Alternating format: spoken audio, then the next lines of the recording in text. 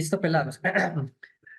Ustedes saben que esta materia bueno, esta carrera es básicamente programación. Nosotros aquí venimos a aprender a programar, aprender a pensar, desarrollar una capacidad lógica, a tomar decisiones, las más acertadas, algunas veces de pronto las más rápidas, a entender el código de los compañeros. Y pues esta carrera tiene muchas ramas.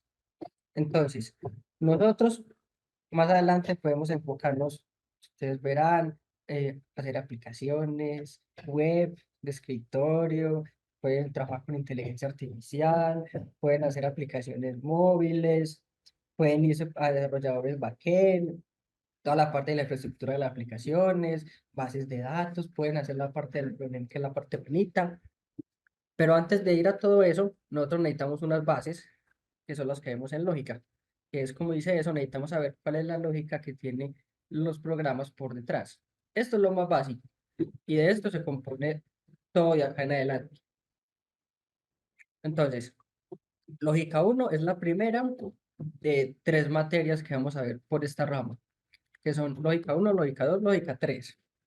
En lógica uno vemos lo básico, lo más basiquito, de que un poquito de historia de programación, de pronto ya se la han dado, ya después se empiezan a ver cositas más adelante de cada uno de los lenguajes que vamos a ir viendo por acá. Y esto se va a ir complementando con otras materias, por ejemplo, con discretas uno también tiene cositas que se complementan, que ayudan acá de discreta y también cositas de lógica que se utilizan en discretas. En base a eso tenemos un pequeño temario, obviamente esto se desglosa mucho más grande, donde vemos entornos de desarrollo, lenguajes de programación, fundamentos de la programación, algunas páginas de aprendizaje y consejos. Se preguntaban ustedes, ¿por qué desglosamos en esto? Obviamente más adelante tenemos cosas más avanzadas, pero pues lo ideal es ver esto inicialmente, que es como un abrebocas, que sepan por dónde coger las cosas y ya cuando sepan iniciar, ya el río los va llevando, porque esto es prolongado y va a ir aumentando. Entonces empieza desde lo más básico y va a ir aumentando el nivel de dificultad. Eso en cuanto a los entornos de desarrollo, lenguajes y fundamentos. Las páginas de aprendizaje son muy útiles porque uno no aprende a programar o aprende a desarrollar esta lógica en la programación solamente asistiendo a clases ni viendo tutoriales.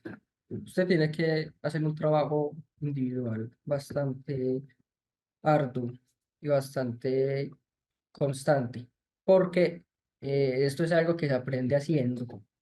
Usted tiene que equivocar y se van a equivocar mucho y el código no funciona y se van a frustrar y van a querer abandonar la carrera y cambiarse, irse a la universidad, irse para humanas o cualquier otra cosa que no tenga nada que ver ni con matemáticas ni con programación, pero eso es parte como del proceso. Entonces, es mejor que aprendan de manera de frustración y aprendan a equivocarse desde el inicio para que después a mitad de carrera no se frustren y quieran dejar todo y tirar todo al caño. Y algunos consejitos pues ahí que son importantes de tener en cuenta. Entonces, lo más básico. Nosotros tenemos algo que se llama entornos de desarrollo. En este caso, vamos a ver los locales. Entonces, ¿qué significa que sean locales? Son simplemente programas que nosotros utilizamos o instalamos en nuestros computadores para empezar a desarrollar código. Entonces, entre ellos están los que están listados a la izquierda: Visual Studio Code, Sublime Text, Atom, Vim, Eclipse, Android Studio, NetBeans y JetBrains Intelligent. Entonces, todos estos entornos de desarrollo también son llamados IDE, que son básicamente una página la cual a usted le permite, o una aplicación, la cual usted puede empezar a escribir código. Lo interesante de estos entornos, por ejemplo, como Visual Studio, es que él tiene algo que se llama extensiones. Entonces, las extensiones permiten que usted instale eh, Python, que instale Java, que instale C++, que instale C Sharp, que instale un montón de lenguajes de programación para usted tener todos esos lenguajes de programación en un mismo entorno. O sea, usted puede tirar código de cualquier tipo en ese mismo entorno. Entonces, el entorno es como una especie de cajita en la cual van a haber un montón de herramientas que usted puede utilizar. También se incluyen inteligencias artificiales que te ayudan. Por ejemplo, el Copilot está ahí y hay muchos otros que se acoplan a este tipo de entornos y nos permiten hacer que todo sea más fácil. Listo, respuesta A, Jesús Mora. Para estos talleres, esto no es obligatorio, hasta donde yo tengo entendido. Entonces no tienen que firmar asistencia ni nada. Igual si después necesitan, eh, no, sí, ya me acaban de decir que hay asistencia. Me la acaban de mandar. Cuando terminemos la reunión, yo les mando el enlace para que se puedan eh, ir registrando si quieren. Y la verdad no tenía ni idea que esto tenía formulario de asistencia, pero ya mismo los paso entonces. Muchas gracias, Jesús, ahí como por el comentario. Entonces ya mismo se los paso para que la vayan llenando y la completen. Entonces, como les decía, el entorno de desarrollo del ID básicamente es una cajita donde usted tiene muchas herramientas que le van a ayudar o van a hacer que todo su camino en desarrollo sea mucho más fácil. Hay unos que cambian los colores, hay otros que autocompletan código o que lo sugieren, hay otros que permiten ejecutar códigos de diferentes clases, hay otros que incluso permiten eh, ejecutar cosas visuales, hay otros que permiten ejecutar juegos básicos, que necesita instalar ciertas librerías que le permiten ejecutar cosas muy específicas, pero lo básico lo trae el entorno. Y hay muchos entornos donde usted puede elegir. De estos entornos, el que más le guste, uno de los que más se utiliza es el Visual Studio Code. Yo personalmente lo utilizo. El NetBeans se utiliza mucho cuando está trabajando en Java. Por ejemplo, el Android Studio es especial cuando usted está desarrollando aplicaciones para dispositivos Android. Es muy útil y es muy visual. Programación no es solo tirar código, sino también desplazar cosas, acomodar botoncitos, acomodar recuadros y todo tipo de cosas. Entonces, uno se va adaptando o va eligiendo un entorno dependiendo de lo que necesite. Entonces, la condición de Sebas, este es que es local. Sí, sabes que con el correo de la U tenemos licencia de JetBrains gratis. listo. Hay Cool. detalle. Y bueno, pues JetBrains es buena, me parece a mí, porque, por ejemplo, le crea a uno los entornos solito. O sea, vos Ujú. inicias el proyecto y él crea un entorno. Eso es chévere. Por ejemplo, otra herramienta para C++ que yo me acuerdo que utilicé en su momento se llama, ay, no me acuerdo cómo es que se llama, pero la cosa es que la herramienta como que ya tiene plantillas por defecto que te crean algunos proyectos básicos, te pone botones, te crea algunas clases y ya te crea como toda la carcasa del proyecto que tú puedes ejecutar y te muestra algo básico. Por ejemplo, cuando creas una página web y ya te trae la carcasa que te muestra una página web y arribita un texto que diga hola mundo o cualquier cosa. Bueno, estoy siendo un poquito básico porque obviamente aquí hay personas que ya saben programar, hay personas que apenas están tocando esto por primera vez y se supone que lo de cada uno es el abrebocas y el inicio. Entonces, muchas gracias como por el comentario. Ese JetBrains no lo he utilizado como mucho.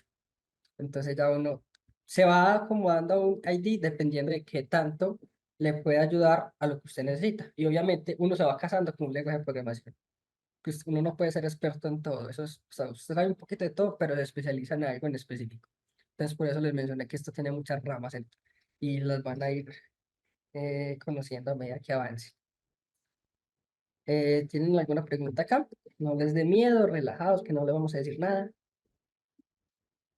Yo voy a ir buscando la lista de asistencia.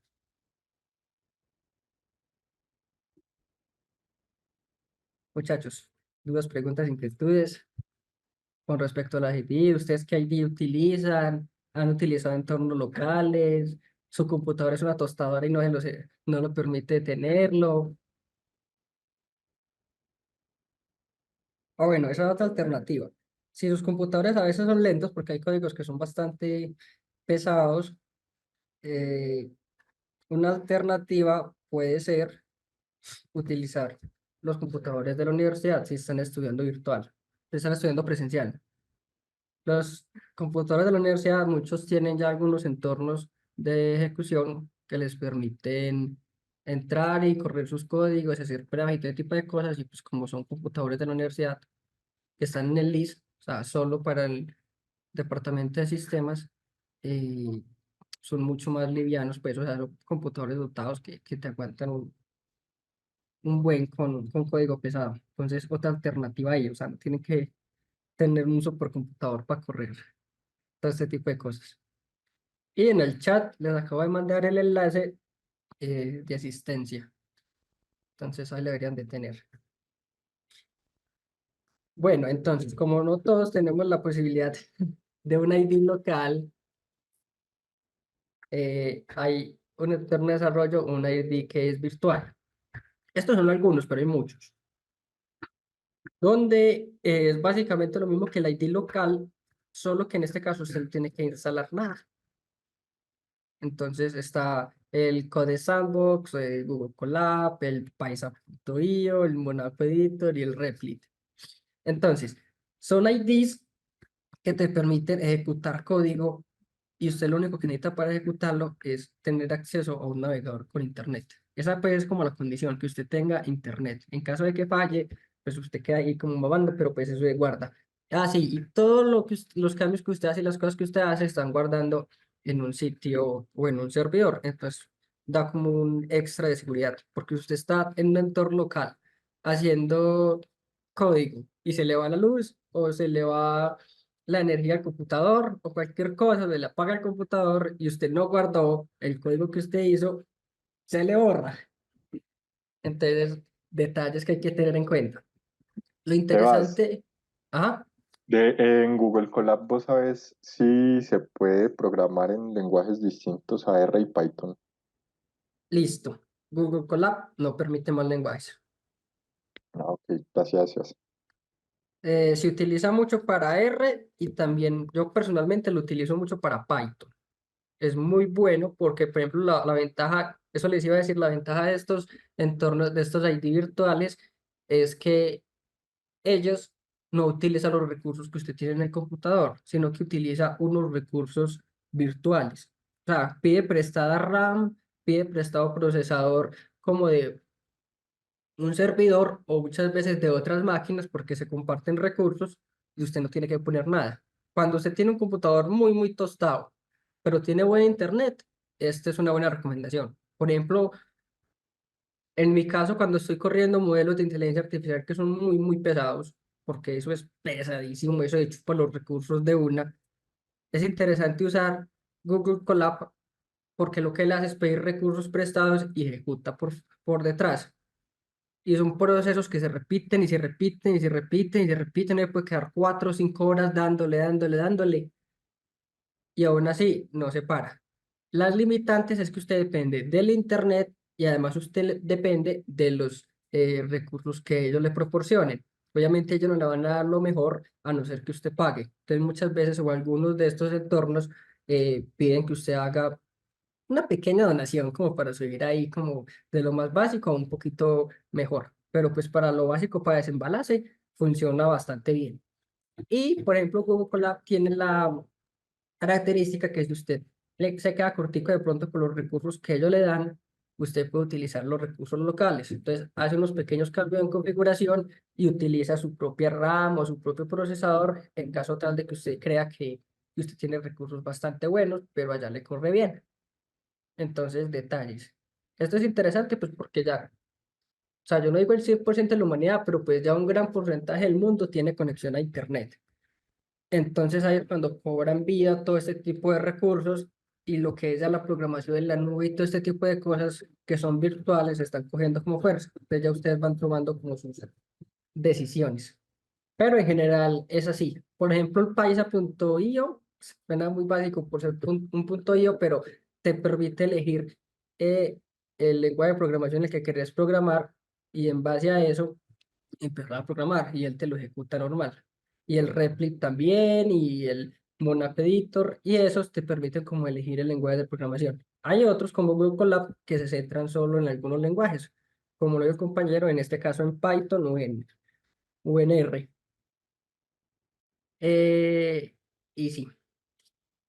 Bueno, eso en cuanto a entornos. Entonces, sabemos que el entorno es como el sitio donde nosotros vamos a empezar a tirar código. ¿Por qué? Porque nosotros no podemos empezar a tirar código así de la nada. Necesitamos un programa que lea ese código, lo entienda y haga lo que nosotros hacemos. Entonces, acuérdense que el código es básicamente nosotros, o es como la comunicación que tenemos nosotros con el computador. O sea, el computador nosotros le decimos, hola, ¿cómo estás? El computador no entiende. El computador entiende una serie de cadenas de números, por así decirlo, bueno, o está mal dicho, una cadena de bits, él entiende con unos y ceros, pues porque básicamente un computador es una máquina que tira corrientes y se comunica por subida de voltaje, bajada de voltaje, que es lo que representan los binarios, o sea, unos y ceros. Entonces, como nosotros no le podemos hablar en español al computador, el ID lo que hace es como una especie de traducción de lo que nosotros le decimos al lenguaje de programación y el lenguaje de programación a lo que dice el computador. Eso se los van a decir más adelante, pero hay lenguajes de alto nivel, medio nivel y bajo nivel. Entonces, el nivel se representa como que qué tan cercano está el lenguaje que utiliza el computador o qué tan lejano. Por ejemplo, si nosotros escribimos en lenguajes de programación básicos, por ejemplo, como Python, Python es muy parecido al español y aún así se puede comunicar con el computador. Pero, por ejemplo, hay otros que son un poquito más alejados del español, por ejemplo, algo que se llama lenguaje ensamblador, que es literal, es casi que hablar con el computador, es con etiquetas y un montón de cosas raras ahí. Eso es un lío, eso lo hará más adelante. Pero vean que se van a dar cuenta de que entre más cerca usted esté del lenguaje del computador, va a ser un poquito más complicado. Entonces, para eso se inventa pues como los lenguajes de programación. Y pues cada uno tiene sus limitantes y sus pos. Entonces, aquí traje los más básicos, que son Python, C# y Java, en cuanto a lógica uno. Obviamente, hay más lenguajes de programación. Cuando vean web, ya van a tener HTML y CSS, o van a tener JavaScript, o van a tener Kotlin, o van a tener C++, o un montón, o Scala. Hay muchos lenguajes de programación. Como son tantos, usted tiene que aprender los básicos, o al menos la lógica, porque muchos de ellos si no es la mayoría de lenguajes, utilizan la misma estructura, pero con un lenguaje diferente. Es como usamos o como manejamos todo en el mundo. O sea, todos tenemos como una estructura de lenguaje básica, o sea, sabemos cómo se saluda, cómo nos despedimos, cómo se llaman las cosas, pero todos utilizamos un idioma diferente. O sea, decimos lo mismo, pero de forma diferente. Más o menos esto es algo parecido.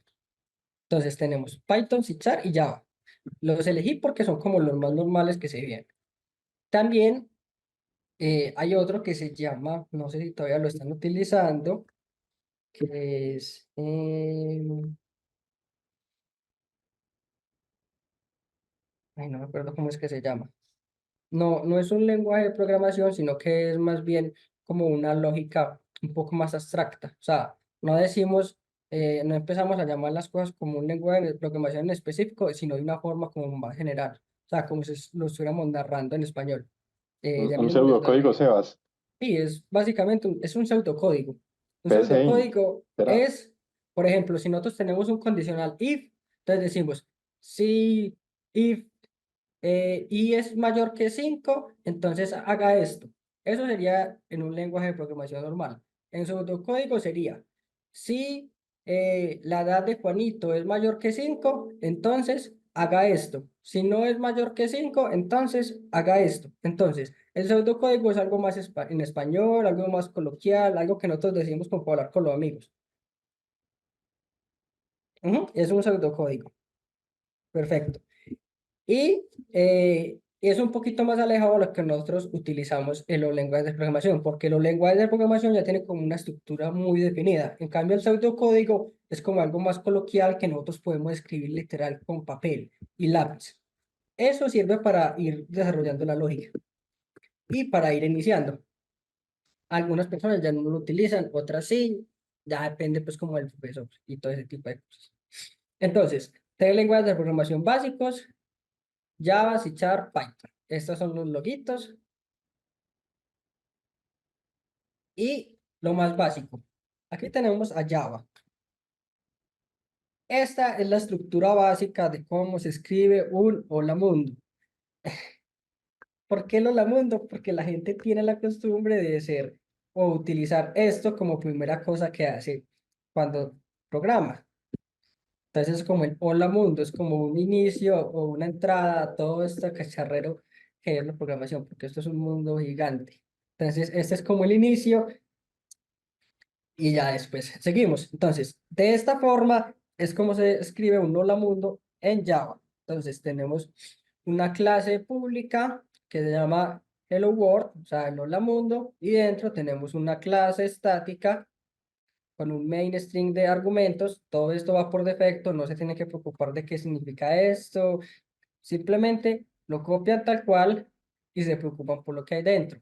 No se preocupen por eso todavía porque apenas estamos comenzando, entonces son cosas que nosotros no necesitamos saber el por qué. Obviamente esto tiene su porqué por detrás, que hay que llamar la clase pública de tal forma, que la otra tiene que ser estática por esto y esto, pero en este caso no nos importa. Nosotros copiamos y pegamos todo esto y dentro escribimos el system.outprintln y lo que va entre comillas en verde es el mensaje que nosotros queremos imprimir. En este caso es el hola mundo.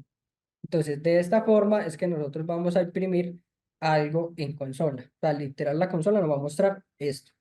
Solamente el hola mundo. O sea, todo lo que haya dentro de comillas, él nos lo va a mostrar. El resto de cosas, no. Entonces, nosotros aquí le podemos escribir lo que se nos dé la gana. Y ya se van a dar cuenta que a medida que cambiamos de lenguaje de programación, hacemos lo mismo, pero la sintaxis va a cambiar.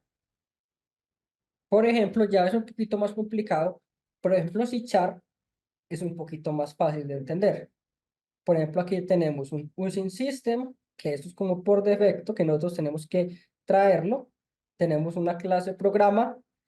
Estos corchetes significa que lo que hay dentro pertenece a esa clase. Entonces, donde abre el corchete es que de ahí en adelante todo pertenece a esa clase. Y donde cierra el corchete es que de ahí hacia atrás todo pertenece a esa clase. Entonces, es como un inicio y un fin. En esta clase de lenguajes hay que utilizar estos corchetes para decir qué va dentro de la clase, porque nosotros vamos construyendo cosas dentro de cosas, pero necesitamos saber dónde inician y dónde terminan. Y aquí tenemos otro que se llama el static void main.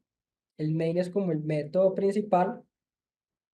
Y mira que tenemos otras llaves. Entonces, abre una llave, cierra una llave. Ambas están al mismo nivel. O sea, miren que si la primera llave está debajo de la S del static void, la llave que cierra también está debajo de esa llave.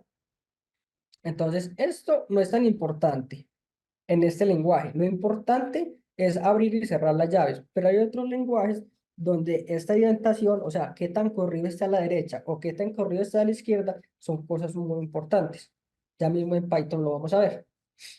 Y aquí para nosotros hacer el mismo system.outprintln, o sea, para imprimir el hola mundo, aquí no usamos eso, sino que simplemente utilizamos console.writeLine y dentro de los paréntesis ponemos las comillas dobles. Y en verde el mensaje que nosotros queremos imprimir. Podemos imprimir lo que se nos dé la gana. Tranquilos. Este es un lenguaje muy interesante de utilizar y es muy bueno para que vayan comenzando como a coger las bases en todo esto. Y el tercero es Python. Y Python resume todo lo que vimos atrás, Python lo hace de esta forma. Simplemente print hola mundo y ya. Entonces vean que cada lenguaje de programación tiene más cosas o menos cosas, pero todos hacen lo mismo. En este caso, simplemente imprimir hola mundo. Hay lenguajes que son más fáciles de comprender, hay otros que son un poquito más difíciles. ¿Por qué? Hay unos que tienen la sintaxis mucho más diferente, hay otros que tienen la sintaxis más fácil, por ejemplo, como este. Python tiende a ser muy amigable con las personas, y más cuando están aprendiendo. ¿Tienen alguna pregunta, duda, inquietud, sugerencia? No les dé miedo.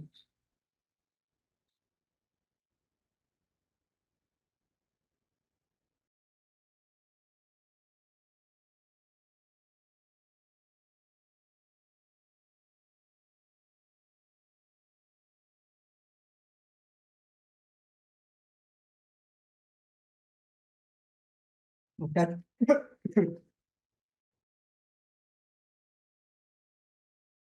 Muchachos, pero no les dé miedo, háblenme, estoy yendo muy despacio, estoy yendo muy rápido, no me entienden nada.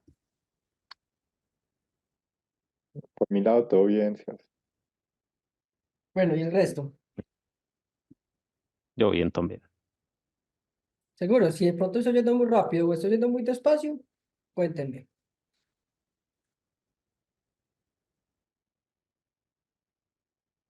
Bueno, cualquier cosa me paran.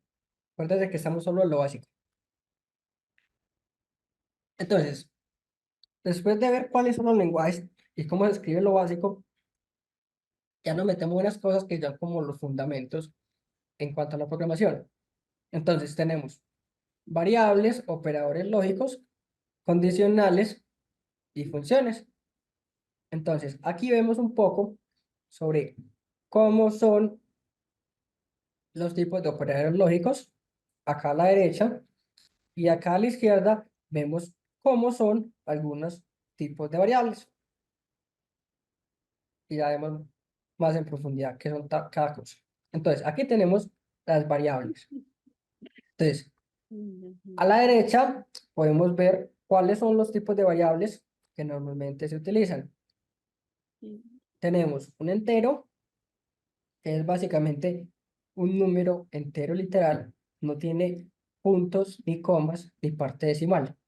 Entonces, números enteros son 0, 1, 2, 55, 44, cualquier número que no tenga una parte decimal. También tenemos unos que le llaman flotantes o float. Estos son números que sí tienen parte decimal. Por ejemplo, 3.14 que sería pi, o 4.5 o 8.8888. Cualquier número que tenga una parte decimal ya se toma como un flotante.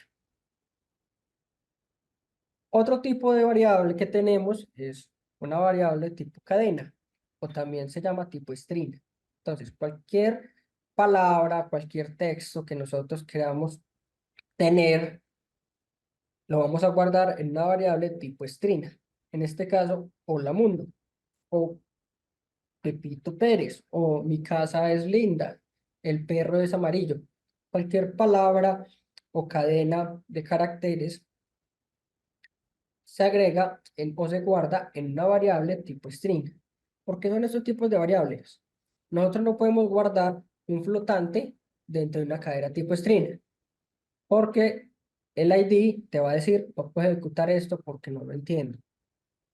Tú no puedes guardar, por ejemplo, una cadena dentro de un entero, se va a quejar. Esto, yo estoy esperando que me llegue un entero y usted me está mandando una cadena, eso no tiene nada que ver, yo no entiendo usted de qué me está hablando. Usted tampoco puede guardar en una variable tipo entero un flotante.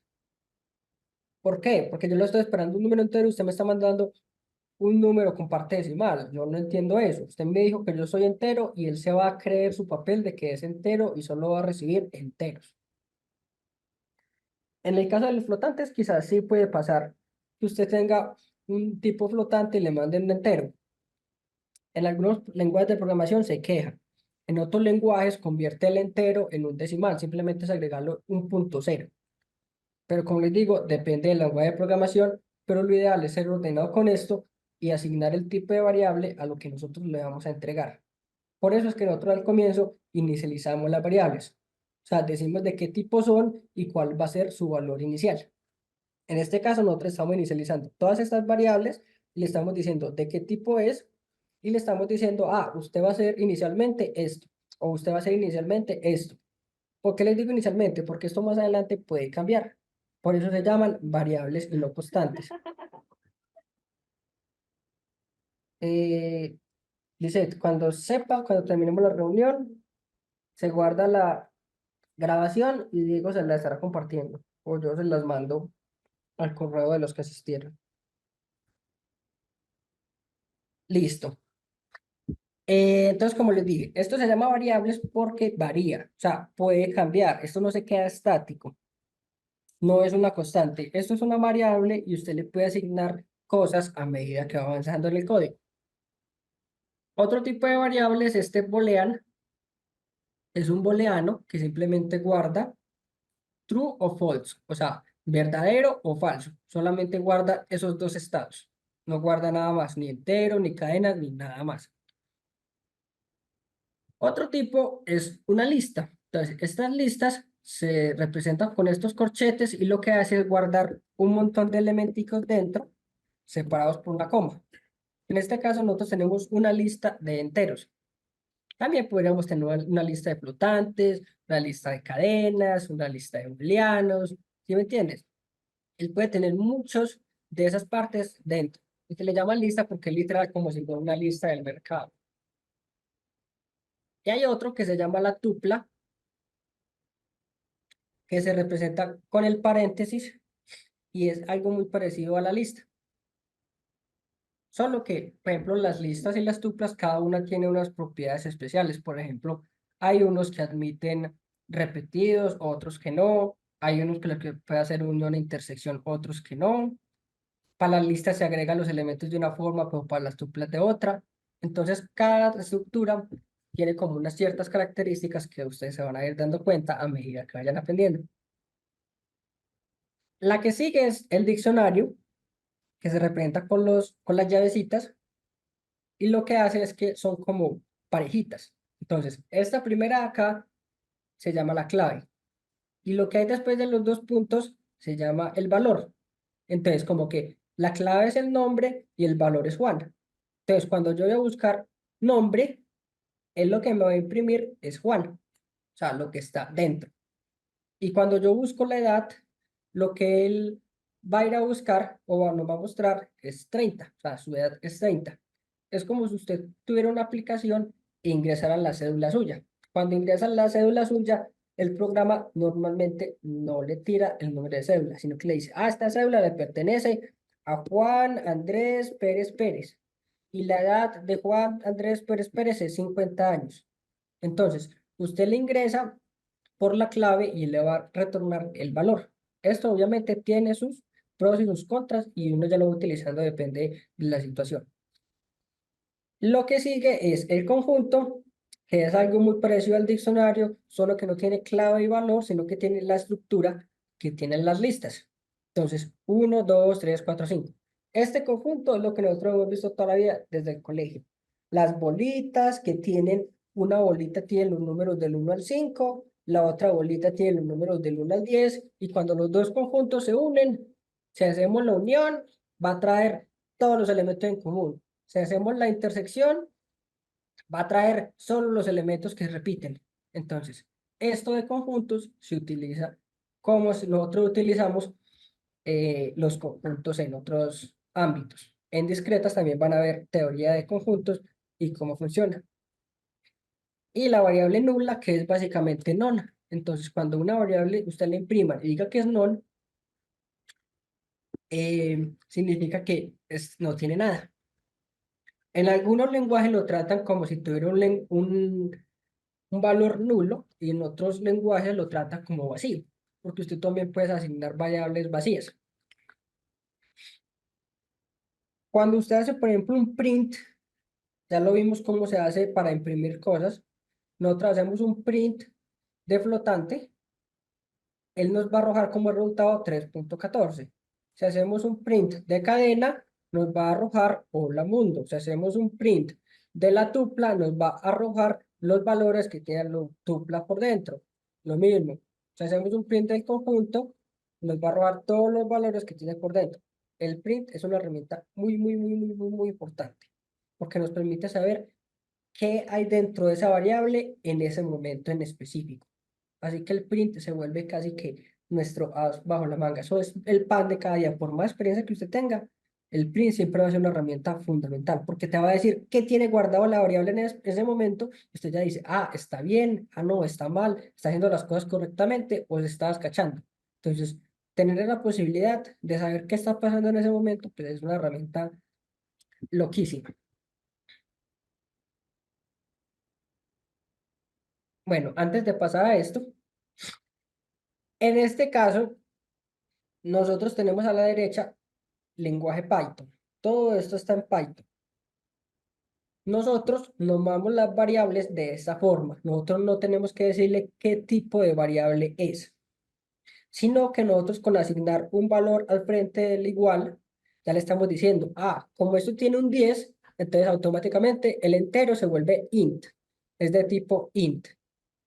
Como a este booleano, yo le estoy tirando o le estoy igualando a true, significa que es de tipo booleano. Python ya dice, depende de lo que usted me asigne, yo ya le digo qué tipo de variable es. Es algo muy chévere porque a Python no hay que decirle nada más. Pero, por ejemplo, este que aparece a la izquierda, que es JavaScript, nosotros tenemos que decirle var al comienzo para decirle que es una variable. Y a la derecha, si le decimos, como en Python, usted me va a recibir, hola, esto es un string, o usted me va a recibir 5, o usted me va a recibir true.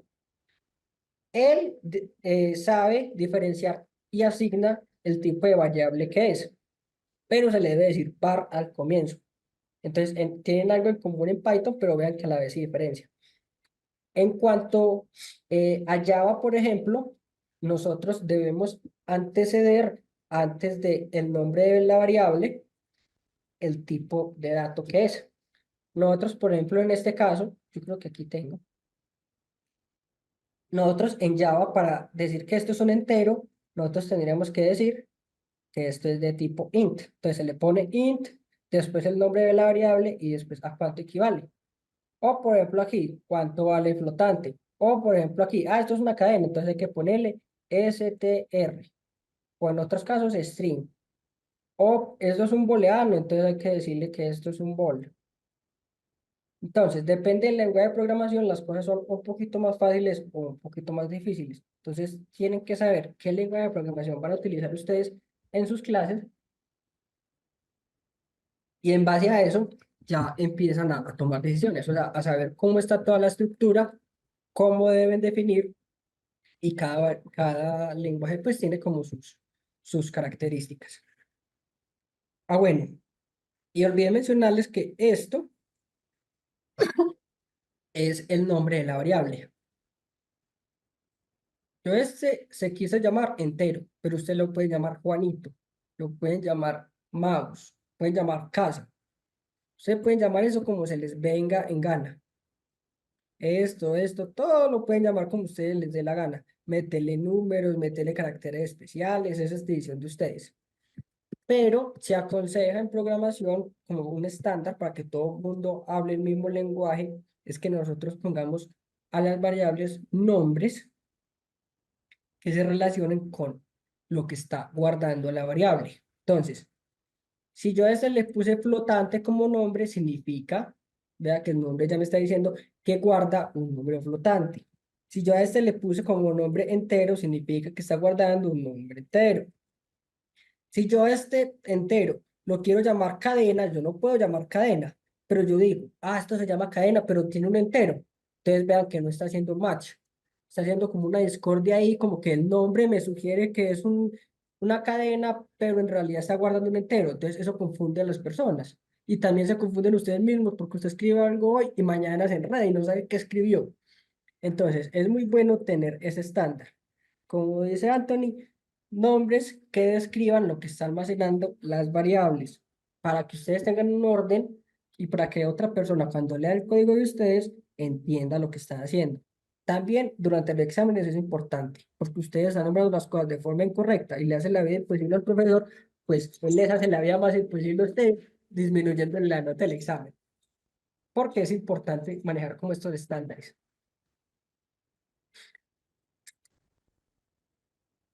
Listo. Como les dije, esto es una abrebocas. Hay muchas cosas que aprender y hay muchas cosas que abarcar. Todo cambia dependiendo del lenguaje. Entonces, seguimos con algo que le llaman operadores lógicos. Entonces, como su nombre lo dice, son operadores que nos permiten empezar a tomar decisiones. Entonces, por acá tenemos varios operadores. A la izquierda está el operador, el simbolito, y a la derecha significa o el significado que tiene. Por ejemplo, este, que es como una B girada, es el operador menor. O sea, A es menor que B. Entonces, este operador dice que A es menor que B. Es como para hacer como una especie como de comparación entre cosas. Usted puede decir, 1 es menor que 2 o 3 es menor que 5. En este caso, si esto se cumple, si el de la izquierda es menor que el de la derecha, el resultado va a ser true, o sea, va a ser verdadero, porque efectivamente 3 es menor que 5. Pero si usted, por ejemplo, 5 es menor que 3, usted dice, esto no es correcto. Entonces, como el operador es menor, automáticamente esto me va a decir que es falso. ¿Por qué? Porque 5 no es menor que 3. Y así sigue yendo. Igual, compara el número de la izquierda con el de la derecha. Si son iguales. 5 es igual a 5, sí. 5 es igual a 3, falso. Hola mundo es igual a hola mundo, verdadero. True es igual a true, verdadero. Y así exactamente igual. Los números tienen que ser idénticos o las letras o los destinos o lo que sea que usted compare para que esta condición me dé verdadero. En otro caso me va a dar falso. Y así seguimos avanzando. Este es lo mismo que el primero, solo que mayor. Pregunta, ¿el de la izquierda es mayor que el de la derecha? Si es mayor, verdadero. Si es menor, falso. Y todo funciona igual. Este es como el menor que vimos al inicio, solo que ya tiene un igual. Entonces, ¿para qué sirve ese igual? En el caso de arriba, nosotros estábamos diciendo, 3 es menor que 4. Esto es verdadero. Pero, por ejemplo, en este caso, 3 es menor que 3. No. 3 es menor o igual que 3. Sí. Porque cuando tiene el igual, coge el caso donde sea menor o igual en su defecto. En este caso es su defecto donde solamente se toma el igual. Es una forma fácil de verlo.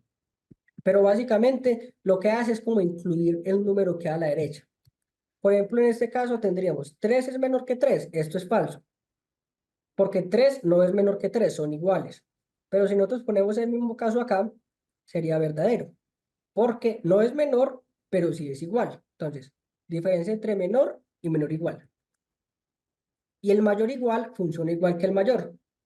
Solo que obviamente coge el número que está ahí. Es menor, 5 es menor que 5, 5 es mayor que 5. Falso. 5 es mayor o igual que 5. Es verdadero. Entonces vean que hay una diferencia y lo único que cambia entre ellos es un igual. Y este es el distinto. Entonces, si aquí arriba teníamos el doble igual, que era para comparar si dos cosas eran iguales, idénticas, este es para saber si son distintas. Es literal. 5 es distinto de 5. Esto es falso, porque los números son iguales. 5 es distinto de 3, verdadero. 5 es distinto de 0, verdadero. 5 es distinto de hola. Esto es verdadero, son totalmente diferentes. Entonces uno va utilizando cada uno de estos operadores dependiendo de lo que quiera verificar en su código. Entonces, estos operadores se utilizan cuando nosotros tenemos que evaluar condicionales. Si A es menor que B, A es igual a B, A es mayor o menor que B, son iguales, son diferentes. Y estos operadores lógicos de acá, nosotros los utilizamos cuando estamos haciendo operaciones aritméticas. Para operaciones suma, resta, multiplicación, división. Entonces, este símbolo es de toda la vida. Con esto sumamos dos números, A más B, y nos da el resultado. Con el de abajo restamos dos números, A menos B. Con este de abajo simplemente multiplicamos dos números, A por B. Con este, que es como una palomita arriba, representamos la potencia. Entonces, esto A elevado a la B es lo mismo que nosotros vemos en álgebra como esto. A elevado a la B. O sea, el de la izquierda se eleva B veces. O también lo llama potencia, ¿cierto? Y el último es la división de toda la vida. A dividido B. Y te tira el resultado. Fue la que di álgebra lineal. Todo. ¿Tienen preguntas? Mm. Matemáticas. Cálculos de ángulos. Bueno, Sí lo y el tenía. último operador lógico que tenemos es el OR, el AND y el NOT. Entonces, esto lo van a ver cuando empiezan a ver discretas. Que básicamente, ¿qué es? Este símbolo y este símbolo. Dependiendo del lenguaje de programación que utilizan, a veces los símbolos cambian, otras veces son iguales. Entonces, esta doble rayita, que son como dos palitos, es el conector OR o el conector O. Entonces, ¿qué hace el conector O? Entonces dice, tengo la condición 1 o tengo la condición 2. Entonces, la condición 1, ¿qué dice? Ah, listo.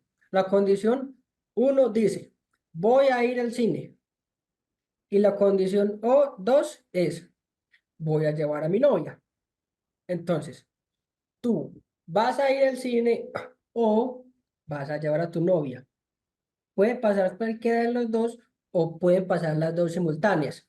O sea, puedes ir al cine solo, o sea, solo se cumple la condición 1.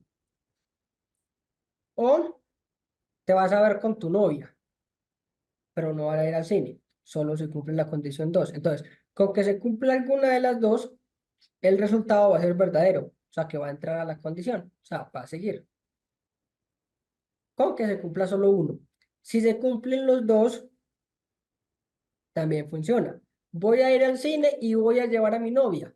También se cumple, se cumplieron los dos. Como es un conector O, incluye a las dos, entonces aún así va a entrar. Y todo bien, el resultado va a ser verdadero. La única forma para que este conector sea falso es cuando esta condición no se cumple y esta tampoco. O sea, no vas a ir al cine y tampoco te vas a ver con tu novia. Bailas, todo es falso. Entonces nunca va a entrar a lo que hay dentro. Estos tipos de operadores se utilizan dentro de condicionales. Ya mismo vemos que son condicionales. Básicamente algo que se verifica. Si la condición es verdadera, entras al condicional. Si la condición es falsa, no entras al condicional. Y se acabó. Los otros funcionan de una forma muy parecida. El que sigue es el conector AND. Bueno, se preguntaban ustedes, ¿qué carajos hace el conector AND?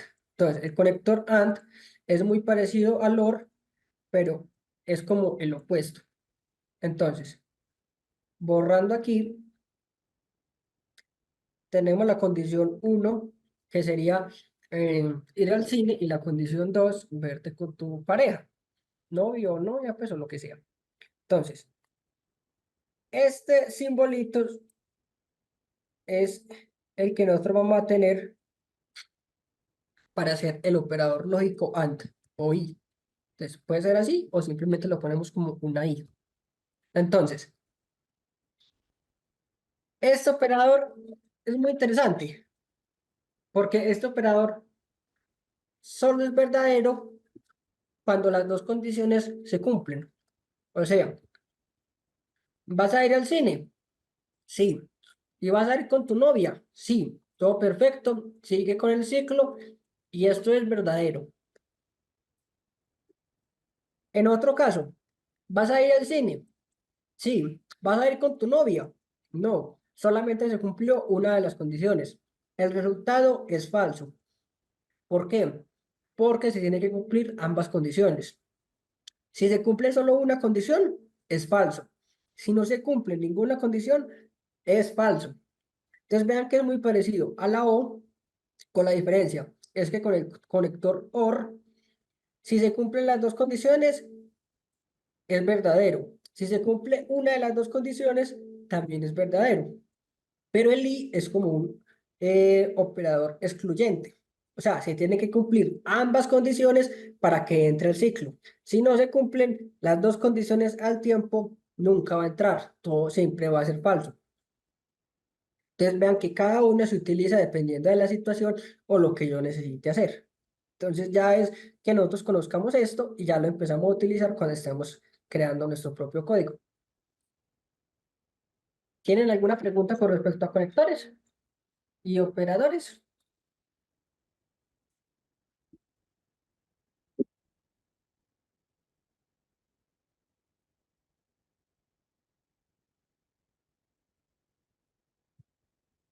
Para que no me queden callados, que siento que no me entendieron nada.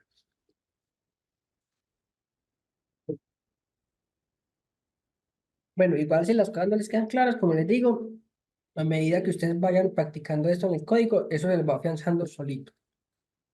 No se estresen por si no entienden las cosas todavía. Entonces, después de ver los operadores, ya empezamos a entrar a los condicionales. Entonces, estos son tres tipos de condicionales. Entonces, ¿quién de ustedes me puede decir qué lengua de programación creen que se utiliza en ese primer recuadro de la izquierda? Python. Listo. ¿Qué lenguaje se utiliza en el último?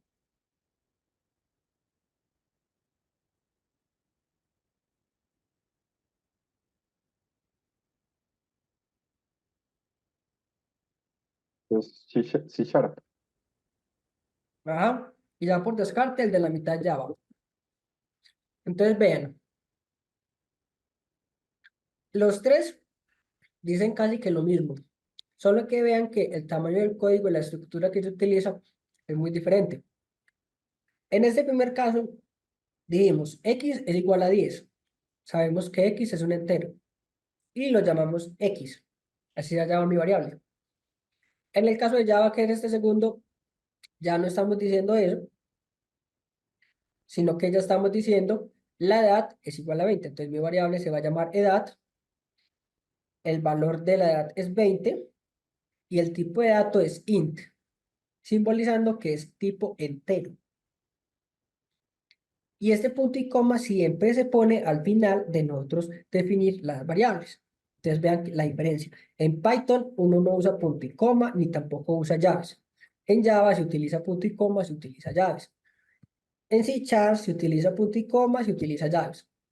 Entonces vean que, por ejemplo, C# y Java tienen algo parecido en que nosotros tenemos que decir de qué tipo es la variable, en este caso edad es de tipo entero, a cuánto equivale y un punto y coma al final. Como estamos viendo condicionales, entonces ya empezamos con el primer condicional, que es el condicional if. Entonces, en Python a la izquierda decimos if x mayor que 5. Acuerden que ya utilizamos y ya sabemos qué simboliza esta B que está como inclinada, que es como la boquita de un Pac-Man. Entonces decimos que el del valor de la izquierda es mayor que el de la derecha. Entonces, x es mayor que 5, x vale 10. 10 es mayor que 5, eso es verdadero. Como es verdadero, va a imprimir o va a entrar al ciclo. ¿Qué es el ciclo? El ciclo del if es lo que hay justo debajo, corrido un poquito más para la derecha. En este caso va a imprimir x es mayor que 5. Si esto es verdadero, entra al ciclo, o sea, a lo que hay abajo. Si no es verdadero, sino que es falso, se va para este condicional de acá que se llama else. Entonces, este else, literal, va a entrar ahí cuando el if no se cumple. Si el if es verdadero, entra al print x es mayor que 5. Si este if es falso, entra al else. Entonces imprime que x no es mayor que 5. Algo parecido pasa en Java, que es el de la mitad. Pregunta, si la edad es mayor o igual que 18. Vean que ya estamos utilizando mayor o igual. La edad es 20. Entonces, 20 es mayor o igual que 18. Eso es verdadero. Entonces, entra dentro del if. ¿Qué es lo que hay dentro del if? Lo que comprende dentro de las llaves, que es el system.out.println, eres mayor de edad. Aquí funciona igual, el if funciona de esta forma. Vean que el if acá tiene paréntesis. En Python no es necesario ponerlos. En Java se ponen las llaves, en Python no es necesario. En Java se pone el punto y coma al final del system.out.print, en Python no es necesario. Pero el if sigue siendo if acá e if acá, funcionan igual. El else funciona igual en todos los lenguajes. Lo único que cambia es un poquito la escritura, que lleva paréntesis o que lleva corchetes, que lleva llaves, que lleva punto y coma. Pero en el fondo es lo mismo. Eso es lo que nosotros hacemos en lógica y programación.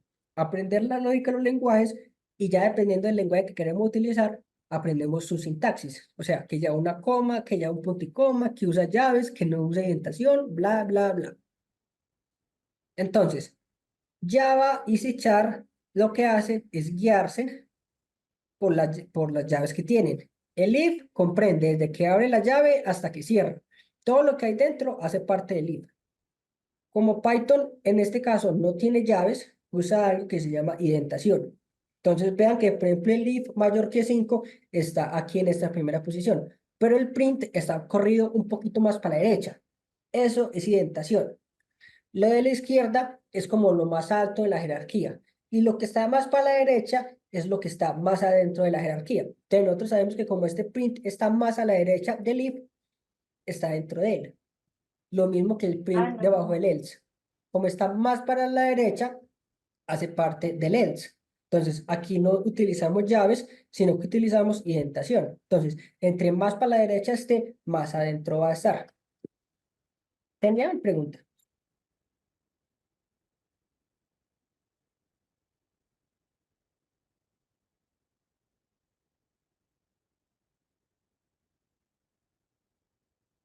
Dice, ¿tienes pregunta que aprendiz el micrófono?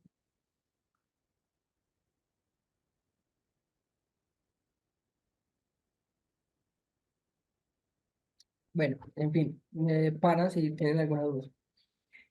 Y en C# funciona igual. Vean que el if se escribe igual, se usan paréntesis, se usan llaves, se usan punto y coma. Es muy parecido a Java, solo que no tiene como tanta carga visual, porque Java tiene es que string, los corchetes, argumentos, pero el C# no tiene todo eso. Entonces ve que hay diferencias, pero también similitudes entre ellos. Y aquí en Python tenemos otra variación del if que pregunta. Si y es mayor que 5, imprime y es mayor que 10. Perdón, si y es mayor que 10. El if, entonces, el if es como un else combinado con un if. Entonces dice, entra al if, pregunta, if y es mayor que 10, ¿verdadero o falso? Y es 15. Entonces, ¿15 es mayor que 10? Sí. Entonces, imprime y es mayor que 10. En caso de que y no fuera mayor que 10, se va para el if.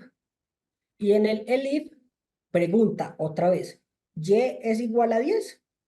Si eso se cumple, imprime y es igual a 10. Si eso no se cumple y es falso, ahora sí se va para el else. Entonces vea que este el if es como una especie de else, pero pregunta otra vez. ¿Por qué les digo que pregunto otra vez? Porque si nos vamos para este if de acá arriba, preguntamos, ¿X es mayor que 5? ¿Sí o no? Si sí, entra. Si no, se va para el else. Y en el else no pregunta. En el else imprime eso sin preguntar nada más. Dice, arriba no se cumplió, entonces se vino para acá, voy a imprimir esto sin preguntar. En cambio, con el elif no imprime eso sin preguntar, sino que pregunta otra vez. No se cumple la condición de arriba. Entonces porque se cumple esta condición. Si se cumple, imprime lo que hay ahí. En otro caso, ahora sí se va para el else. Entonces, nosotros podemos tener tantos if como else, como se nos dé la gana. Nosotros podemos ir estructurando if, como para intentar llevar el código por donde nosotros queremos que vaya. Nosotros le vamos como trazando el camino así con millitas, dependiendo de nuestra necesidad.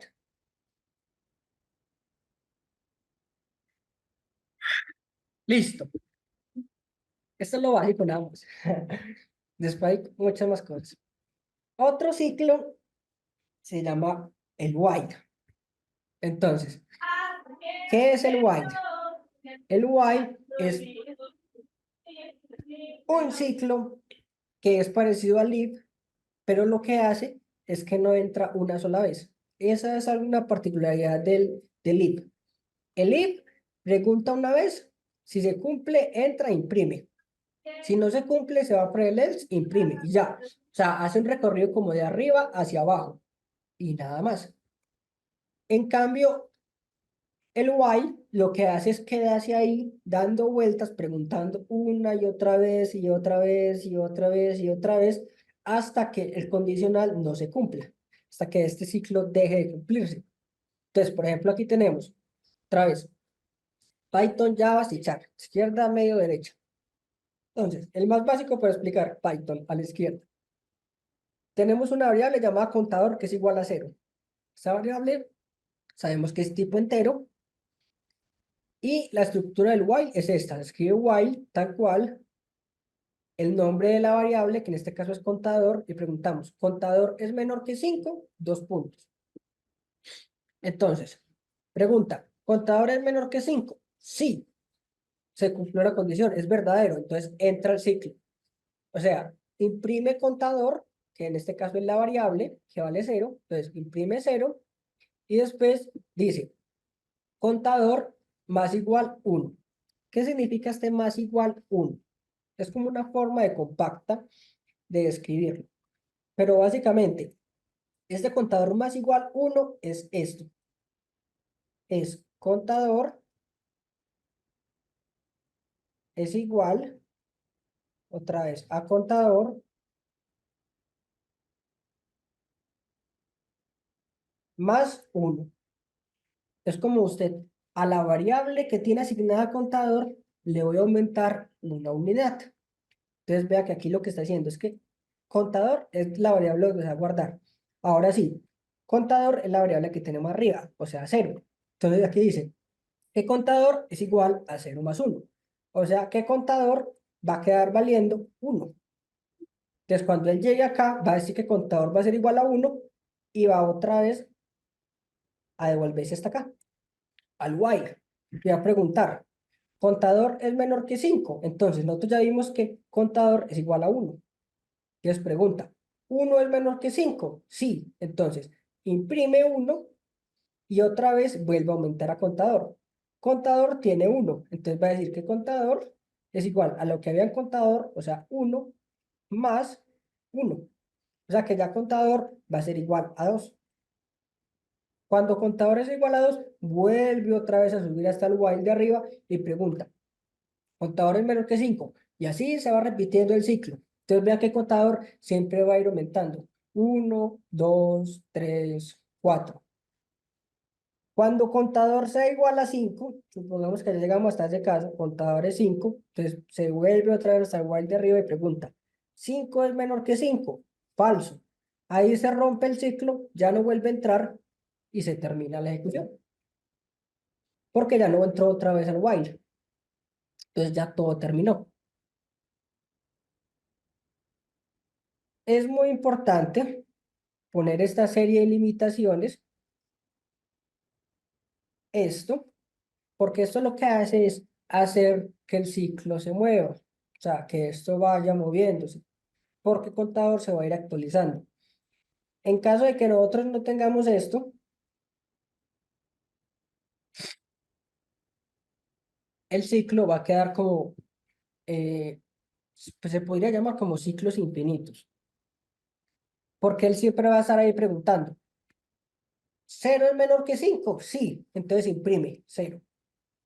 Después pregunta, ¿cero es menor que 5? Sí, imprime. ¿Cero es menor que 5? Sí, imprime. ¿Cero es menor que 5? Sí. Y así infinito, se va a ir imprimiendo 0, 0, 0, 0, 0 y se llena la tableta, el tablero de un montón de ceros. ¿Por qué? Porque nosotros nunca le dimos una condición para que él se saliera de ese ciclo, sino que él se va a quedar repitiendo ahí infinitamente hasta que se pueda salir. Nosotros literal tenemos que parar el programa, forzar que se detenga para que la ejecución se detenga. O si no, él se queda corriendo ahí, repitiendo el mismo ciclo una y otra vez infinitamente, hasta que explote el computador, se le acabe la batería o básicamente el programa colapse, porque está haciendo un montón de impresiones y un montón de cosas que no deberían de ir ahí. Todo porque nosotros hicimos un ciclo infinito. Entonces tengan mucho cuidado con eso, que de pronto hacen explotar un programa por ahí y ni cuenta se dan. Entonces, detallitos. Y esta misma lógica, vean que ya la vimos en Python. Ahora vamos a verla en Java y vamos a verla en C Sharp. En este caso, C Sharp está acá y Java está acá. Pero la estructura es muy parecida. Tenemos una variable inicial, que es la que inicializa el contador, y otra vez un ciclo while. Entonces, vea que es un ciclo while, Aquí abre la llave y aquí cierra. Sabemos que lo que hay dentro de las llaves es lo que hay dentro del ciclo while. Entonces, pregunta, ¿contador es menor que 5? Sí, contador es 0. Entonces, ¿0 es menor que 5? Sí. Entonces, console.writeLine, contador. O sea, imprime la variable contador. Y después, contador más más. Contador más más en C# se escribe así. Pero es exactamente lo mismo a que lo que nosotros tenemos acá. Es como nosotros tenemos la variable contador y vamos a hacer contador, contador y le vamos a sumar 1. Es literal de esa forma. Solo que miren que la sintaxis es un poquito diferente, pero hace exactamente lo mismo. Simplemente sumarle una unidad a la variable contador para que no se quede en un ciclo infinito. Entonces viene, aumenta en 1 aquí la variable contador y vuelve otra vez aquí a preguntar el while. Y se repite eso hasta que se salga el ciclo. ¿Cuándo se sale el ciclo? Cuando contador ya no es menor que 5. O sea, cuando contador es igual que 5 o mayor que 5. El ciclo se detiene. Y el de la derecha es Java. Miren que es exactamente igual. Inicializamos la variable, le decimos de qué tipo es, o sea, el de la izquierda es el tipo, este de acá es el nombre y esto es a cuánto equivale, o sea, su valor inicial. Y preguntamos, ¿contador es menor que 5? Sí, contador es 0. ¿0 es menor que 5? Efectivamente. System.out.println, imprimimos contador. Imprimimos 0. Y la misma sintaxis, contador más más. O sea, contador es igual a contador más 1. Y se repite el ciclo así hasta que contador sea igual o mayor que 5. Entonces vean que aquí vimos algunos operadores lógicos y un ciclo. Entonces, la diferencia entre el ciclo y el condicional es que el condicional se repite una vez porque el código se repite de arriba hacia abajo, pero en el ciclo él se repite en bucle. O sea, da todo ese recorrido hacia abajo, cuando llega abajo, se vuelve otra vez al while y así hace ese ciclo infinito hasta que nosotros lo paremos. La importancia del contador es que lo que hace es controlar de que esto no se quede imprimiendo infinitamente. Bueno, listo. While. Ahora otro ciclo. Este se llama el ciclo for. Entonces, ya vieron que explicándolo en un lenguaje es un poco más fácil de explicarlo nosotros. Solo cambia la sintaxis, pero la lógica que utilizan, que tienen por detrás, es la misma. Entonces, ciclo for. Esto es Python. Entonces escribe for i in rango de 5. ¿Qué simboliza esto? Simplemente que para un valor i que está dentro de ese rango, nosotros vamos a imprimir ese valor de i. Entonces, range es una función que tiene Python que lo que hace es traerme valores en este rango. Entonces están ahí 1, 2, 3 y 4. 1, 4, sino 0, 1, 2, 3 y 4. Ah, bueno, tengan en cuenta eso. Cuando nosotros vamos a iniciar en programación, nosotros aquí no iniciamos desde el 1. Nosotros iniciamos desde el 0. No tiene una teoría y una carreta detrás. Pero estas librerías que nosotros utilizamos, o estas funciones ya vienen definidas de esa forma. En lógica 2 van a ver el por qué, de dónde sale todo eso, por qué es de 0 y no es de 1. Son un carretazo con bits y con un montón de cosas. En pocas palabras, esto lo que hace es ir imprimiendo cada uno de estos valores. O sea, imprime el 0, imprime el 1, imprime el 2, imprime el 3, 4, 5. Esto lo que hace es algo muy parecido al while, que se va a repetir un montón de veces hasta que se acabe la condicional. Así se ve en Python. En C# y en Java se ve un poquito más cómo son internamente estos for.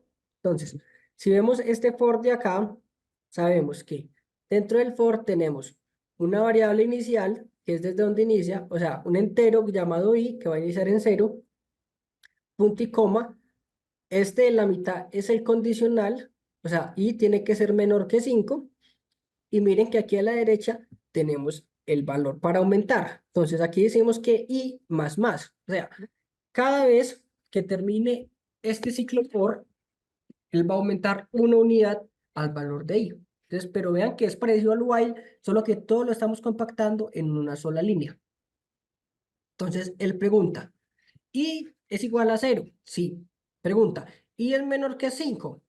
Y es menor que 5. Entonces viene y hace el console.writeLine. O sea, imprime en consola el valor de i. En este caso, i es 0. Cuando lo imprime, vuelve otra vez al for y pregunta. Ya no, la primera vez sí, sí toma en cuenta esta variable inicial. Ya la segunda vez en adelante no la toma en cuenta, sino que pregunta desde el condicional que está en la mitad. ¿I es menor que 5? Eh, sí, y es menor que 5. Entonces viene, imprime. Ah, bueno, se me olvidó decirles que cuando termina de imprimir, hace el i más más. O sea, i es igual a i más 1. Y vuelve otra vez arriba al for a preguntar. ¿I es menor que 5? Sí. Entonces viene, imprime el valor de i y le aumenta una unidad. Entonces vea que estamos haciendo algo parecido al while, solo que todo lo estamos controlando en la línea de arriba. Nosotros aquí podemos hacer i más más, también podemos hacer que i es igual a i más 2. Nosotros a esto le podemos hacer i más 3, i más 5. Aquí podemos decir que i es igual a i por 2. Podemos hacer multiplicaciones, podemos hacer divisiones, podemos hacer potencias. Nosotros le podemos meter todo lo que queramos ahí, porque nosotros estamos aquí variando en qué cantidad de unidades se va a ir aumentando la i o en qué cantidad de unidades se va a ir disminuyendo.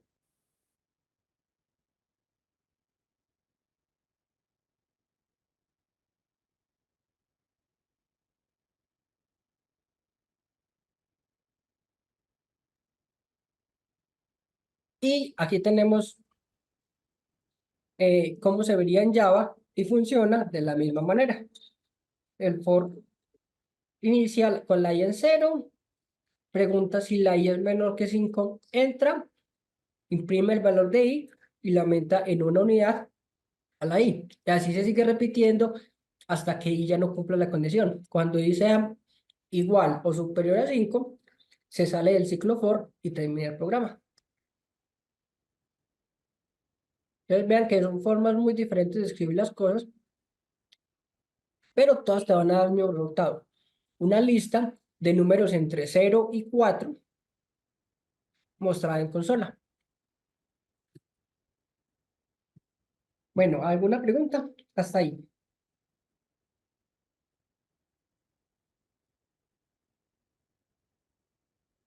Muchachos, muchachas, alguien. O se durmieron ya. Todo muy claro.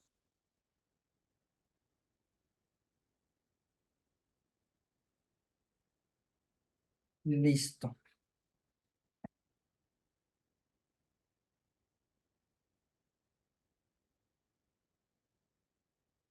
Entonces, después de estas, que son como las funciones, o las cosas iniciales, los ciclos iniciales. Ah, bueno, nosotros podemos combinar ciclos con condicionales. Nosotros podemos poner un while dentro de un for. Podemos poner un if dentro de un while. Podemos poner un if dentro de un while dentro de un for. Todo eso nosotros lo podemos juntar. Lo importante es que nosotros tenemos un objetivo. Por ejemplo, saber la edad de alguien, saber la estatura de alguien, calcular el perímetro de una figura, calcular el área de una casa. ¿Sí me entienden? Nosotros, dependiendo de lo que necesitemos, vamos a utilizar todas estas herramientas porque son herramientas, dependiendo de cómo sea más fácil, de pronto podemos llegar a la respuesta más fácilmente. Después de eso, tenemos algo que llaman funciones. Entonces, las funciones simplemente son como una capsulita que nosotros utilizamos para algo muy específico. Por ejemplo, por ejemplo, supongamos que nosotros tenemos una Play 5, ¿cierto? Entonces, nosotros cuando queremos jugar un exclusivo de PlayStation 5, por ejemplo, no sé, queremos jugar el Resident Evil 4 Remake o cualquier juego que le ocurra. Nosotros vamos a la consola donde es el juego en exclusivo, es un ejemplo, y vamos a jugarla ya. Entonces, nosotros utilizamos la consola, solo esa consola para jugar ese juego en específico. Es como el ejemplo más aterrizado, porque los celulares tienen un montón de cosas. Entonces, el objetivo de esto es que son cosas que tienen ya tareas predeterminadas y que solamente van a hacer la tarea. Cuando nosotros necesitamos esa tarea en específico, llamamos la función. Entonces, la función se compone de esta forma. En Python, cuando queremos referirnos a una función, llamamos como def. Entonces, cuando nosotros ponemos def, nos estamos refiriendo a una función. Después del def ponemos el nombre de la función que se llama saludar y dentro de los paréntesis ponemos algo que se llama parámetro. Puede tener un parámetro, puede tener infinitos parámetros, los que nosotros queramos. Dos puntos y aquí vamos a imprimir hola, lo que está entre comillas se imprime tal cual. Si nosotros ponemos aquí adiós, se imprime adiós. Lo que nosotros pongamos acá. Este más es algo que se llama conector. Entonces eso nos permite poner el hola y después del hola poner lo que hay dentro de la variable nombre. Entonces como concatenar se llama. Este más nos sirve para concatenar lo que hay en hola con lo que nos llega en la variable nombre. Entonces, esta variable nombre, vean que casualmente es el parámetro. Entonces, lo que nosotros le metemos como parámetros a las funciones son variables que nosotros vamos a utilizar dentro de la función. En este caso, si vamos a utilizar nombre, lo ponemos como parámetro. ¿Por qué? Porque nosotros, como se dan cuenta acá abajo, nosotros cuando queremos llamar a la función para que la función salude, o sea, para que imprima hola, y esto, nosotros escribimos el nombre de la función y dentro de los paréntesis ponemos el mensaje que nosotros le queremos mandar. Entonces, en este caso le queremos mandar Juan. Entonces, como el parámetro que le mandamos es Juan, significa que el nombre, que es el parámetro de la función, va a ser igual a Juana. Entonces, ¿qué va a imprimir? Va a imprimir hola Juana. Si nosotros le mandamos aquí en vez de Juan Pablo, entonces él nos va a imprimir hola Pablo. Y así sucesivamente. Le podemos mandar string, le podemos mandar números. Nosotros le podemos mandar lo que queramos a la función y la función con esa información va a empezar a hacer magias. O sea, va a empezar a utilizar esa información. Eso lo podemos poner así o simplemente lo guardamos en una variable si lo necesitamos más adelante. Y así lo vemos en Python. Entonces vean que en Java y en C# funciona de una forma muy parecida. Aquí en C# otra vez, dentro de static void main, se va a poner el nombre de la función. ¿Por qué? Porque el static void main es como la función principal. Entonces, cuando él se ejecuta, él va a imprimir lo que hay dentro de la función main. Y lo que hay por fuera de la función main simplemente son de pronto funciones que nosotros hagamos. Por ejemplo, aquí, esta de acá abajo es una función, pero vista en C#. Entonces, tenemos que llamarla como static void. Así definimos que es una función y ya después le ponemos el nombre de la función. En este caso es saludar. Y dentro del paréntesis le ponemos el parámetro. En este caso, nuestro parámetro se va a hacer nombre y le antecedemos string porque ese va a ser el tipo de dato que tiene nuestro parámetro. Entonces vea que en Python no es necesario nombrar el tipo de variable, pero en C# sí, y eso vuelve un poquito más largas las cosas. Y en Java también, pero vean que la estructura es muy parecida. Aquí una función se define como def, pero en C# hay que ponerle static void. Ahí en Java también hay que ponerle static void. Entonces vea que, por ejemplo, C# y Java tienen muchas cosas en común, pero también tienen pues como sus diferencias.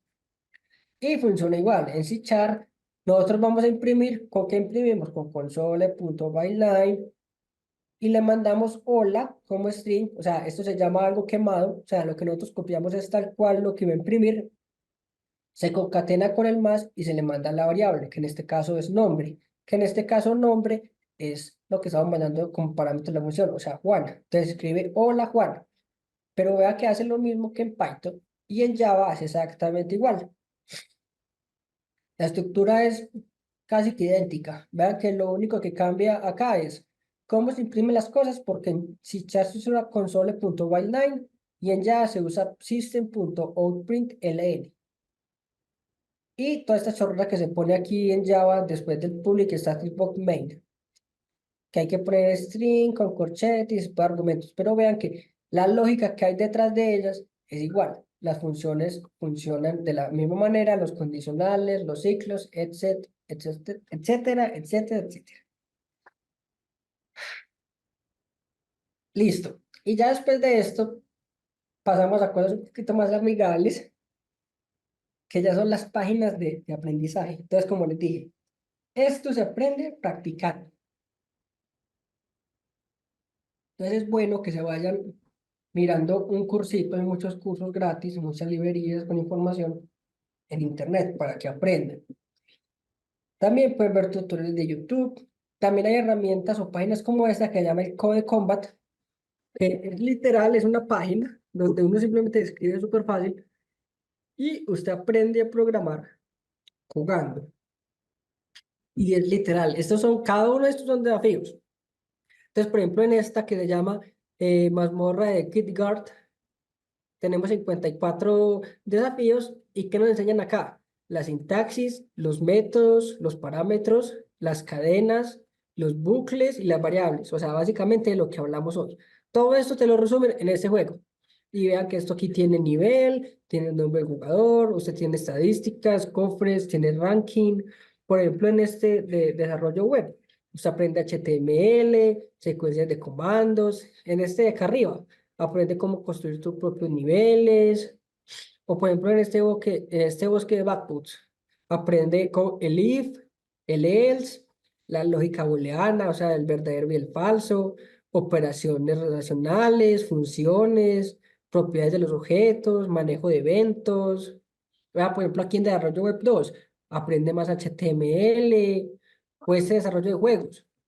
Te enseña cómo programar inteligencia artificial, unidades personalizadas, objetivos. Vea, por ejemplo, este desierto de Sarpen, aritmética, contadores, bucles, el while que nosotros vimos, el break, el continuar, secuencias. Esos son algunos ciclos que se ven más adelante. Eh, pero lo que les quiero mostrar es que hay muchas formas de aprender con juegos. Ustedes no tienen que matar estudiando un montón de lógica o tirando código así a lo bestia, sino que hay muchas formas de ustedes aprender jugando, haciendo desafíos y todo ese tipo de cosas. Otro es el Code Words, que te ponen retos. O sea, te dice, necesito sumar dos números. Necesito multiplicar dos números y el resultado sumarle dos. Necesito hallar el perímetro de una figura, teniendo los valores. Entonces, eso te da pequeños retos donde usted va practicando o aprendiendo formas de codificar. Aprende la lógica y ya después va asimilándose dependiendo del lenguaje de programación que quieras utilizar. Ya casi que terminando, vienen algunos consejos. Eh,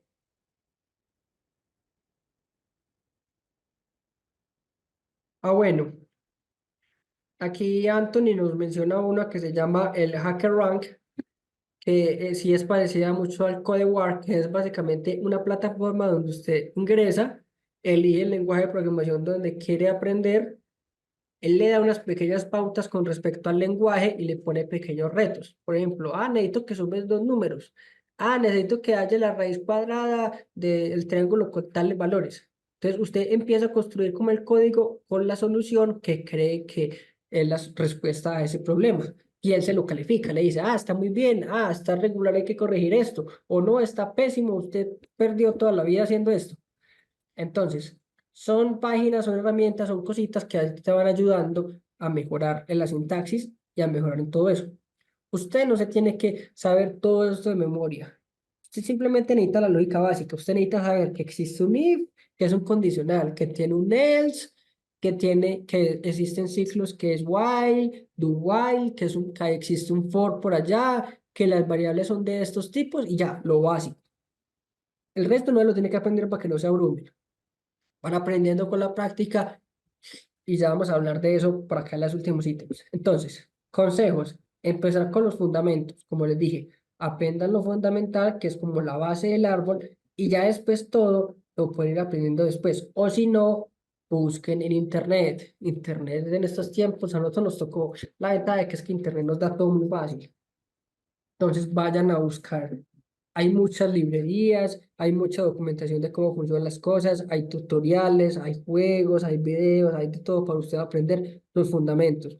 Si ustedes tienen claro los fundamentos desde ya, después se les va a hacer mucho más fácil, porque lo que hay más adelante necesita que ustedes hayan aprendido lo que aprendieron o debieron de haber aprendido al comienzo.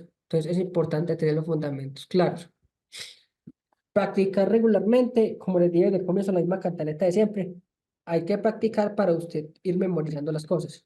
O sea, literal, hay un momento en el que usted practica y practica tanto que usted ya sabe cómo es el código que tiene que escribir usted por defecto para que una función de Java le funcione, para que un programa de Java le funcione.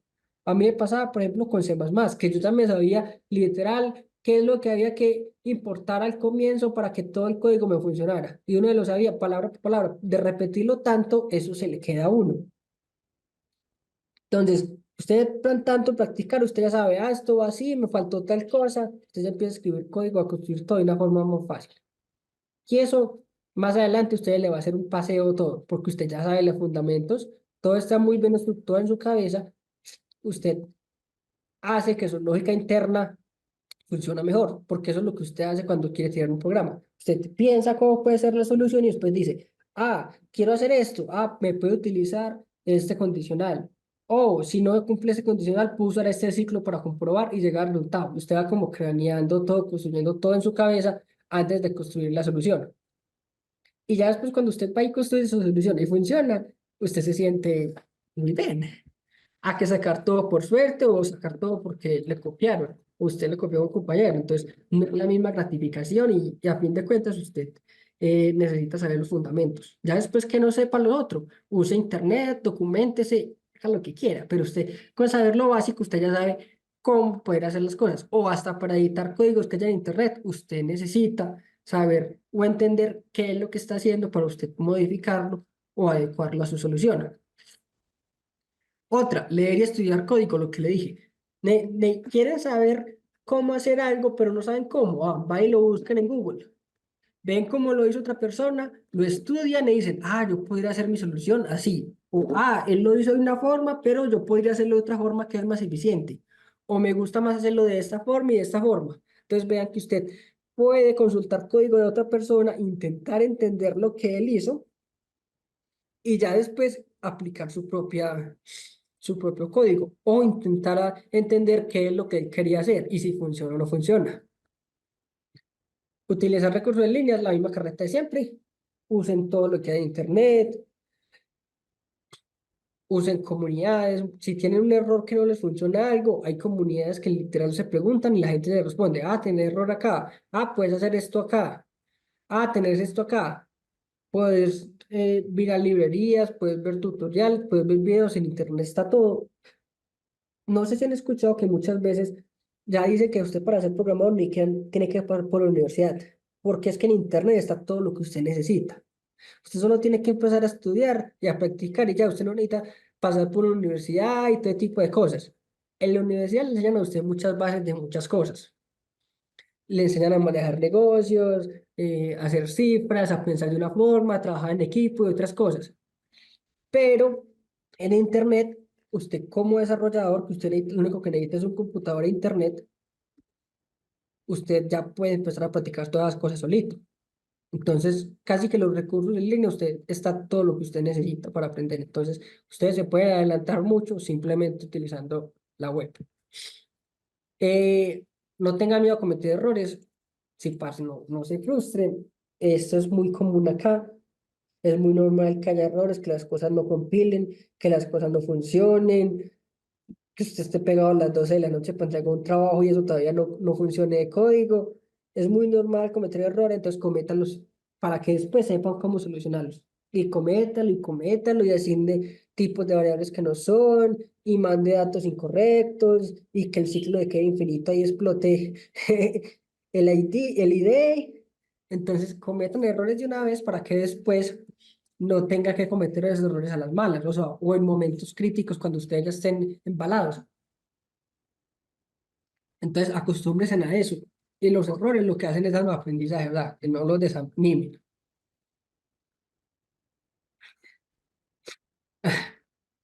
Listo, empiecen. Tiren un hola mundo. Ah, que no le corre. Ah, listo. Entonces vayan y miren a ver qué está fallando. Háganlo. Lo importante es que ustedes se arriesguen haciendo las cosas, imprimiendo, cacharreando, construyendo ciclos, haciendo los retos de HackerRank o haciendo los retos de las páginas. Prueben, nadie los va eh, a penalizar ni los van a echar de la universidad por eso. O sea, ustedes tienen que aprender y eso es un aprendizaje y experiencia les queda a usted solo. Entonces, de usted depende cómo hacer su desempeño. Diviértanse, sean creativos. Por eso les digo, cabecee las soluciones en su cabeza, piense cómo podría ser más eficaz, cuál solución de ustedes creen que funcione, cuál no. Todo ese tipo de cosas. Sean creativos, sóyesela, diviértanse hasta el final. Eso no tiene ninguna pérdida. Esta carrera es divertida. Por ejemplo, cuando uno está haciendo videojuegos es muy chévere porque uno se la goza y uno es creativo y le agrega esto y le quita lo otro y prueba el juego y funciona o le quiero agregar esto, lo otro. Relajados, no se estresen por las cosas y simplemente metan la ficha que eso algún momento funciona y si no funciona hay una comunidad gigante que les ayuda. Siempre sean pacientes y perseverantes. Esto estresa a veces, uno a veces le da ganas de tirarle un golpe al computador, pero no se dejen estresar por eso. Sean perseverantes. Si hoy no les funcionó la solución que estaban planeando, inténtenlo el otro día más fresco. Si usted está tostado y usted dice, yo no puedo más, esto no me da, salga a caminar, distráigase, que lo vea suya, no sea esto. Y literal usted sale a caminar y cuando está comprando el papel higiénico en el supermercado, dice, ah, la solución puede ser esta. O se está bañando, ah, podría solucionar esto con esto. Entonces vea que las mejores ideas llegan en los momentos menos esperados, cuando usted se desconecta por completo de las cosas. Entonces no se estresen tampoco y aprendan a dar tiempo a las cosas. Colabora con otros. Definitivamente la programación no es individualista. Es bueno retarse con los compañeros. Explicar también es otra forma de aprender. Entonces, usted explícale a alguien que no entiende algo que usted ya entendió, le ayuda a aprender a usted. Esto es un trabajo muy en equipo. Normalmente todos lo necesitamos. Si un desarrollador de backend necesita hacer algo en la parte bonita de la página, entonces llama, habla con un front. O necesita hacer una aplicación, tiene que hablar con el interesado en la aplicación. Entonces hay que colaborar con otras personas, aprender de otros, que todo sea como en conjunto, como comunicativo siempre. O sea, no quedarse individualista.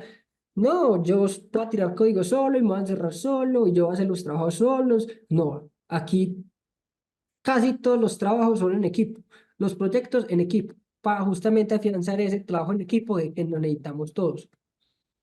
Hay personas mejores en otras cosas, entonces es muy buena esa colaboración.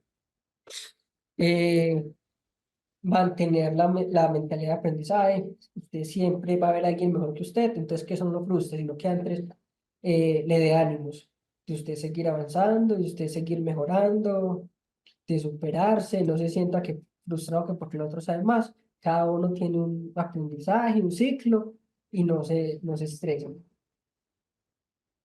Apoyarse en la comunidad. Como les digo, hay una comunidad interna gigante que tiene errores, tiene actualizaciones, tiene problemas, hace cosas súper chéveres, usted puede preguntar y le responden.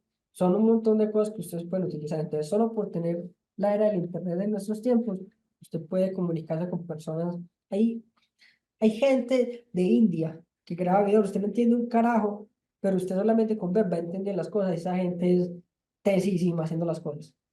Entonces son personas extranjeras que se dedican a codificación y a programación, pero de una forma loca. Y usted puede aprender de todo eso. Hay comunidades muy chéveres que se forman en base a eso. Y usar herramientas existentes. Bueno, esto lo puse por algo en específico. En estos tiempos ya sabemos que existe toda clase de inteligencias artificiales. Y esto facilita el trabajo mucho. Estas herramientas no son malas,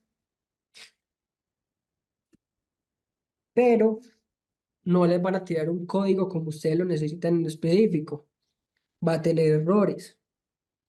La idea no es ir a copiar y pegar de las inteligencias artificiales.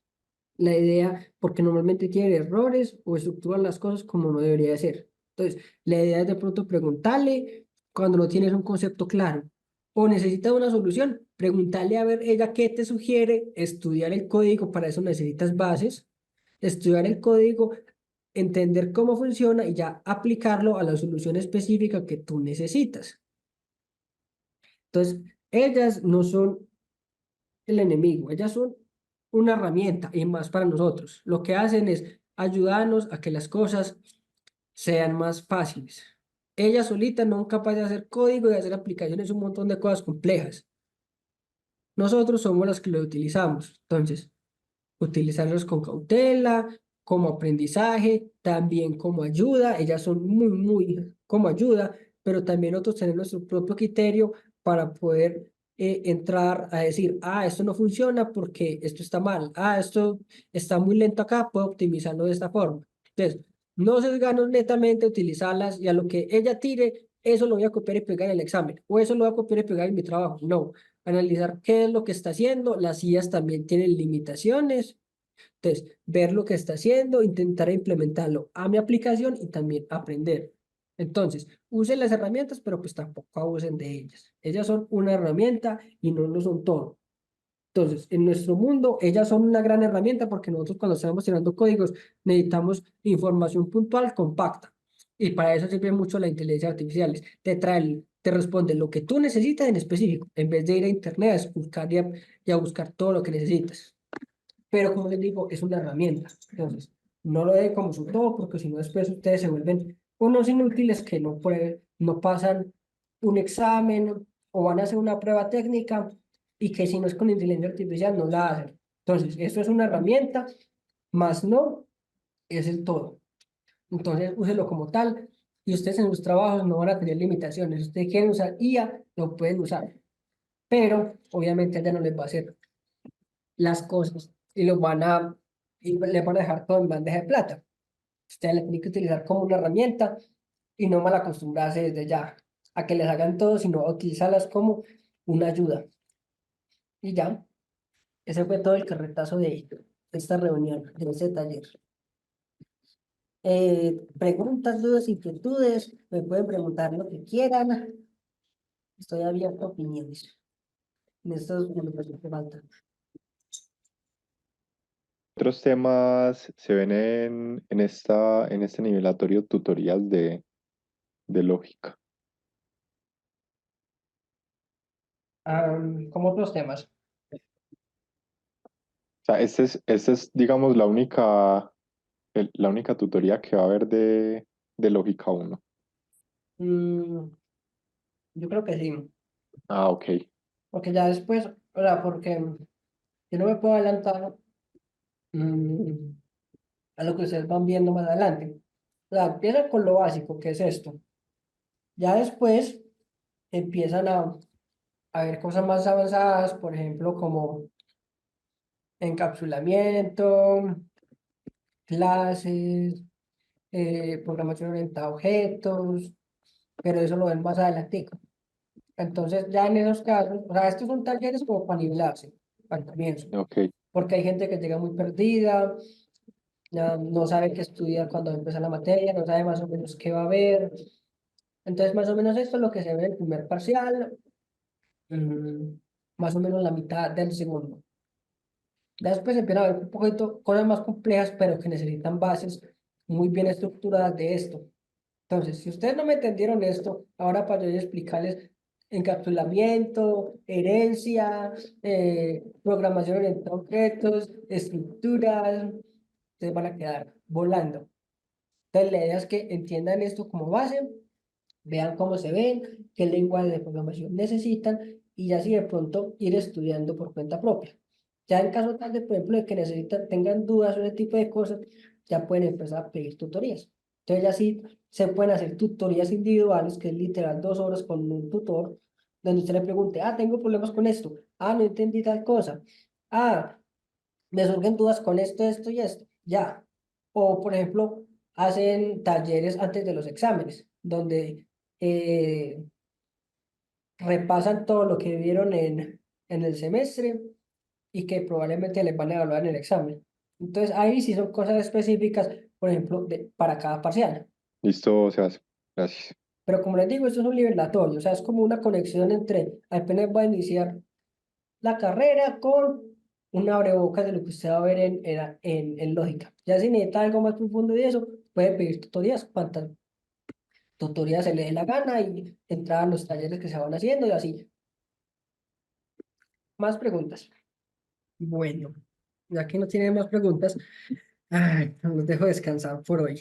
Ya, de pronto quedaron muy tostados, pero ya más o menos saben qué es lo que tienen que hacer, qué estudiar, qué ir viendo para que no se dejen coger del día y para que se vayan acostumbrando. Entonces, la idea no es que se dejen llegar la hora del examen y meterse todo esto una noche antes. Esto necesita su práctica, su tiempo y es bueno que lo tengan bien interiorizado porque lo que ustedes ven en el examen 1 probablemente lo necesiten para el examen 2 y para el examen 3. Y por más adelantado que usted esté en materias y en examen y todo eso, siempre van a necesitar saber cómo funciona un IPA, cómo funcionan los ciclos, cómo funciona una variable, cómo nombrarla. Todo ese tipo de cositas, todo ese tipo de detalles, siempre los van a necesitar por más avanzados o más atrasados que estén. Entonces es bueno que vayan poniendo de las pilas de una vez. Y no le olvide el taller. Es que el taller, la asistencia que les puse en los comentarios. Entran, la resuelven y ves que la resuelven, la llenan y ya. Cualquier cosa que necesiten, la facultad da talleres de materias del tronco común y antivirus da totalmente gratis. También talleres de cualquier materia, ya sea del tronco común o ya sea de las materias específicas de la carrera.